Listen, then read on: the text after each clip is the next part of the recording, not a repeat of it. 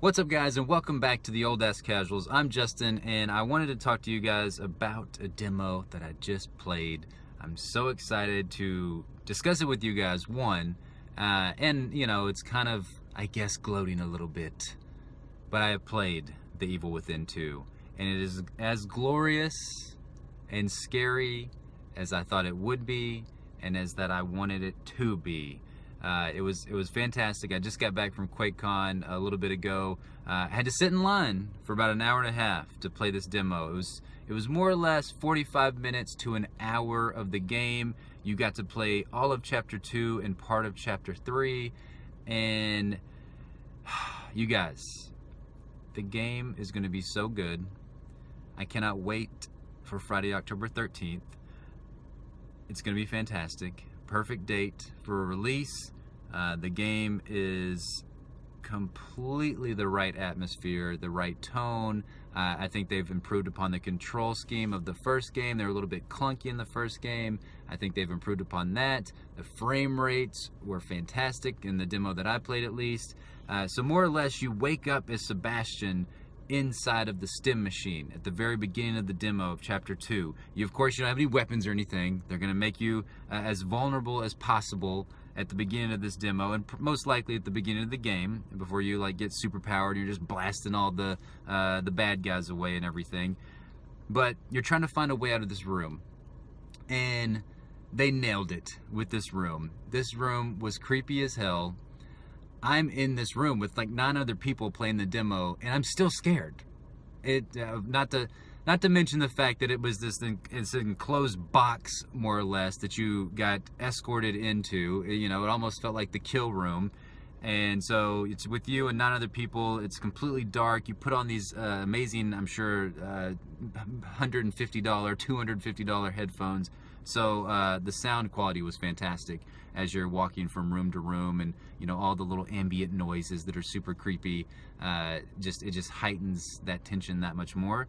But the room that you start out in is so scary because there's all these bodies just hanging from the ceiling.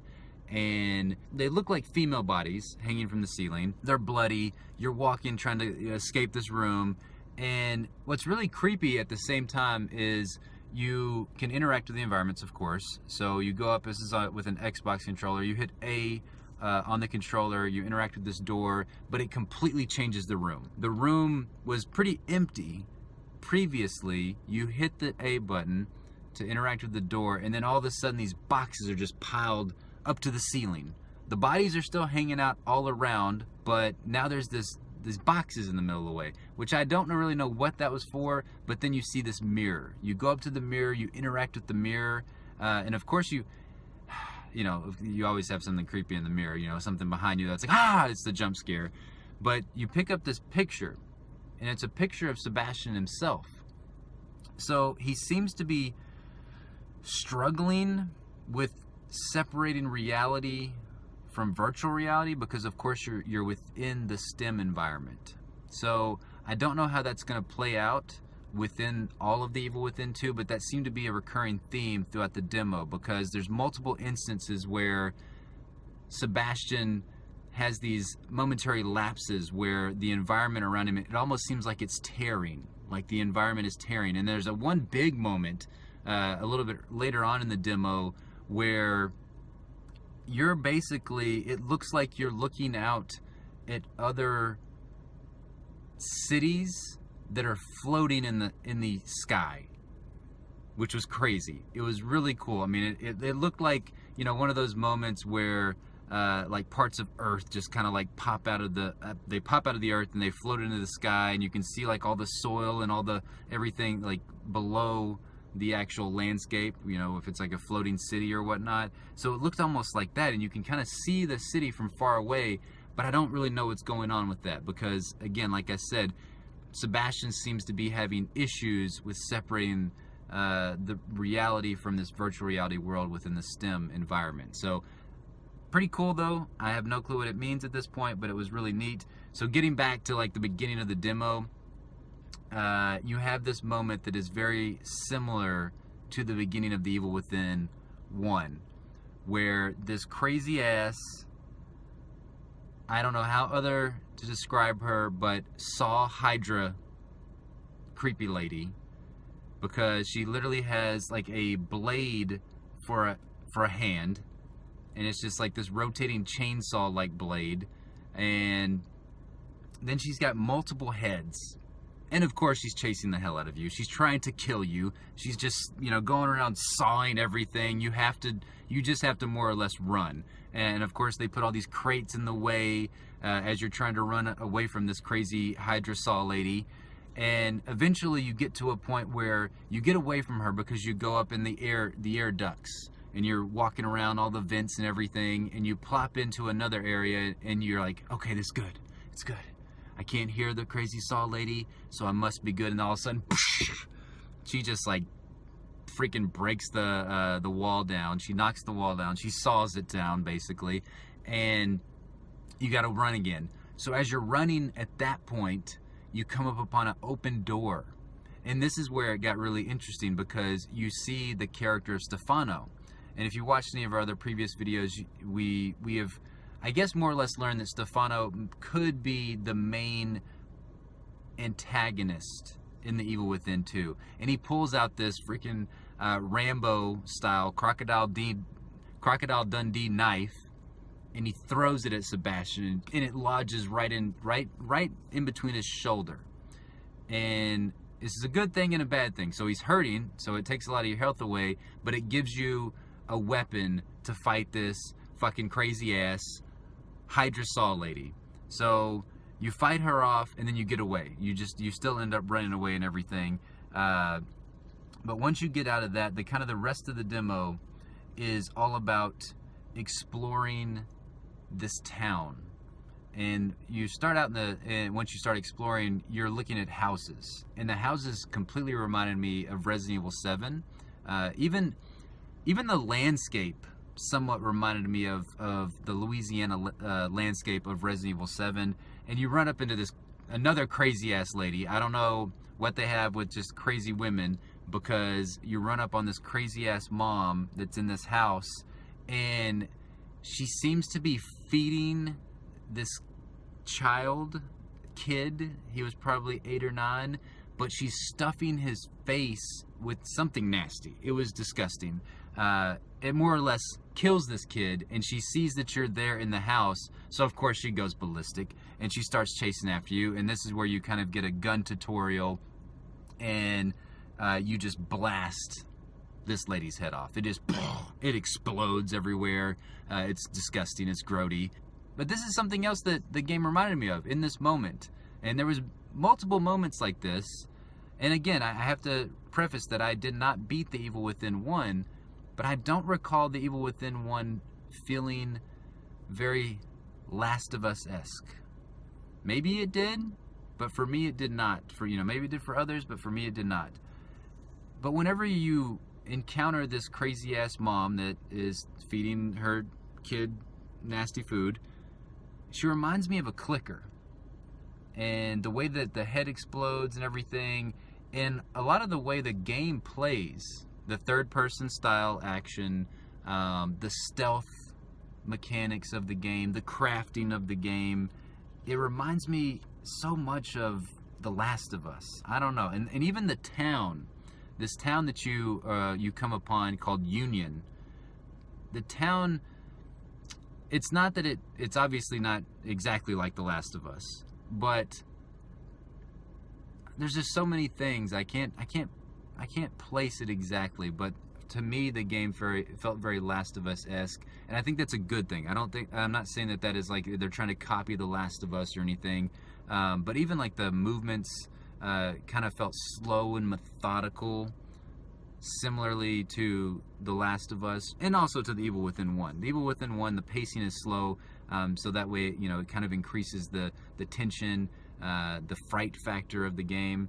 So, I don't know, that was just like kind of a weird thing that I was feeling as I was playing the demo, is just that I felt like I was controlling Joel, but I'm actually controlling Sebastian in this game. And even, I guess, the overall overarching mission to save your daughter, like the bond that you have with your daughter and everything, again, that made me feel very, very much like Last of Us. And I think that's it's a very positive thing, because I know The Evil Within, I don't think it sold all that well, but it has a rabid cult following. And I think maybe with The Evil Within 2, it definitely felt like the evolution of The Evil Within 1. And I'm thinking I think the game's just gonna sell crazy good numbers. I know it's a jam-packed October, but there's not a lot of the other games that are coming out in October or this fall that are like The Evil Within 2. So I think it's gonna sell really, really well. And I had to mention also the town of Union that you come up upon, because you're out searching for this Mobius team. You're talking to some lady on a walkie-talkie, but I cannot remember her name for the life of me. But you kind of go in and out of talking with her, and she's kind of directing you on where to go. And she tells you that, you've got to go into this town and search for these Mobius members. And that's where you meet one of the Mobius team members that's a complete coward, let his buddy get murderized by some of these crazy clicker-like zombies. You run up on this guy, his name's O'Neill. And it sounds like you're gonna have bases, because whenever you meet O'Neill, that's your base for this town of Union. I don't know if you're gonna go to other towns or not, but in this one spot in this town of Union, that's where you set up your base camp. And you've got a workshop, which again reminded me of the Last of Us with the workshop and everything, and the crafting and the little parts and everything. So yeah, you go there. And what was also really cool, and again, not playing The Evil Within 1, I don't know if this is the same thing, but I love the fact that you can just drink a cup of coffee and that completely heals you. So crazy Hydra Saw lady had taken a lot of my health down, not to mention the fact that whenever Stefano stabbed me with the knife, or threw the knife and stabbed me, my health was down considerably in this demo. So you're kind of sluggish as you're walking around in the demo at first. And yeah, the coffee just completely healed me up, which was really, really cool to see. And then as you keep playing, you're searching for Lily. You get this thing it kind of looks like a heart monitor, and it just kind of like pulsates. And whenever you find a signal that's the strong signal, of course, it just goes, the wavelengths go faster and faster and faster.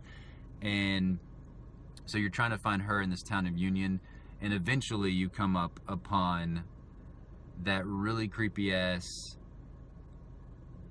bad guy, I don't know, monster that has the old-fashioned camera head. And it was crazy. It was really weird, and that's more or less where the demo ended.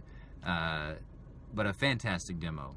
It was worth all the wait. I would have waited longer to play that game. Again, we got like 45 minutes to an hour with the game. The fact that 45 minutes to an hour, I took my time. I was very slow, and I explored rooms and everything, which I love to do in these survival horror games, because that's where all the good stuff is. It's always underneath the couch or in the bathroom. A lot of people, they don't go into those places, and I love just exploring every little nook and cranny in my survival horror games, because I want to last. I don't want to die that quickly. But with this type of game, with the resource management, the low amounts of ammo, health, I love, of course I love the fact that it's like the green herbs and everything. You gotta search, because the game is going to be difficult. I love this town of Union that I think is going to be like a main core part of the Evil Within 2. I feel like that this is where we're gonna spend a lot of our time. It felt very Twin Peaks, Silent Hills, Wayward Pines-esque. If you don't know what Wayward Pines is, it's a really cool TV show, for the first season at least. I did not watch season 2. But yeah, I love that town. I can't wait to explore more of Union. I can't wait to explore more of The Evil Within 2. I just think that this game is going to take a lot of people by surprise later this fall. I hope that it does well. I think that the team that they put together, I feel like this game is like a labor of love. Again, I don't recall The Evil Within 1 selling all that well, but I'm so glad that they are making an Evil Within 2, and I cannot wait to play it on October 13th. After playing this demo, yeah, this game it's going to be so damn fun, guys. I can't wait for you guys to play it. I can't wait for myself to play it more whenever it comes out Friday, October 13th. So, that's it. Sorry, it was just like a really rambly long video, but I just wanted to get my thoughts out and let you guys know that more or less The Evil Within 2 is going to kick ass when it comes out on Friday, October 13th. So if you were like, if you were hesitant at all to pick this game up, don't worry about it. This game's going to be one of the best games of fall 2017. So let me know all you guys' thoughts in the comment box down below. If it doesn't hurt you, maybe leave a like and subscribe to the channel. Maybe do that. Alright, thanks so much for watching. Hope you guys have a fantastic day. Bye-bye for now.